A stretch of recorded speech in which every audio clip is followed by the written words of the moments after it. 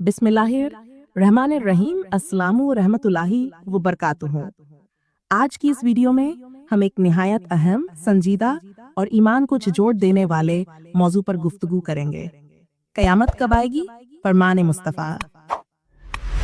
ये वो सवाल है जो इंसानियत के आगाज से ही इंसान के जहन में गर्दिश करता आ रहा है।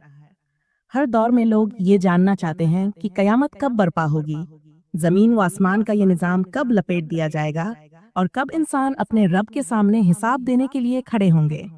सहाबा किराम रजी अल्लाहु अन्हुम को जब ईमान की लज्जत नसीब हुई और वो आखिरत की हकीकत को जान गए, उनके दिलों में ये सवाल पैदा हुआ कि कयामत कब आएगी। ये सवाल उन्होंने बराह रास्त रसूल अल्लाह सल्लल्लाहु से किया।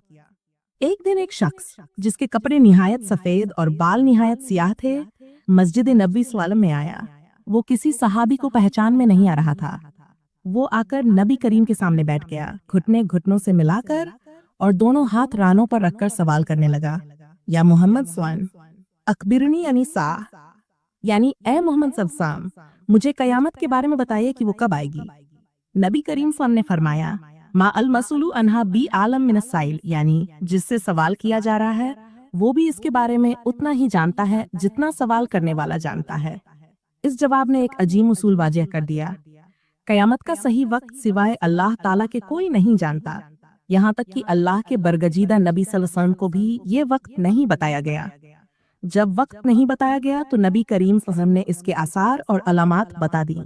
आप हुस्न ने फरमाया, लेकिन मैं तुम्हें इसकी निशानियां बताता हूँ। लौंडी अपनी मालकिन को जन्म देगी, यानी मुआशरती निजाम उलट पुलट हो जाएगा, नस्ल और रिश्तों के मानी बदल जाएंगे। तुम देखोगे कि नंगे पांव, बरहना बदन, गरीब चरवाहे बुलंद बाला इमारतें बनाने में एक दूसरे से सबकत करेंगे। इल्म उठा लिया जाएगा, जहालत फैल जाएगी। जमीन पर फितनों की कसरत होगी, कत्लो गारत आम हो जाएगा। लोग कुरान पढ़ेंगे मगर उस पर अमल नहीं करेंगे। अहादीस में मजीद बड़ी निशानियां भी बयान हुई।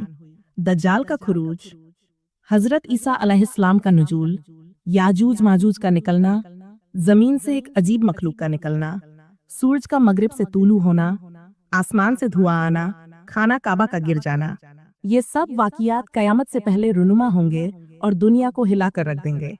जब सहाबी ने सवाल किया कि कयामत कब आएगी और आप सामने वक्त नहीं बताया, तो आप सामने असल सवाल की तरफ तवज्जो दिलाई। तुमने कयामत के लिए क्या तैयारी की है? ये है असल नुक्ता। कयामत का वक्त जानना हमारे लिए फायदेमंद नहीं, असल फायदा इसकी तैयारी में है। इस सवाल पर सहाबी ने अर्ज किया, मैंने न ज्यादा नमाजें पढ़कर, न ज्यादा रोजे रखकर, नहीं ज्यादा सदका देकर तैयारी की है, मगर मेरे दिल में अल्लाह और उसके रसूल सल्लल्लाहु अलैहि वसल्लम से मोहब्बत है। ये सुनकर नबी करीम सल्लल्लाहु अलैहि वसल्लम ने फरमाया, अंता मा मन अहबब, तू उन्हीं के साथ होगा जिनसे तू मोहब्बत करता है।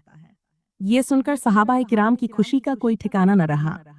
हम अक्सर ये सवाल करते हैं, कयामत कब आएगी, लेकिन कुरान और हदीस हमें ये सिखाते हैं कि इसका वक्त जानना जरूरी नहीं, बल्कि उस दिन की तैयारी जरूरी है। तैयारी क्या है?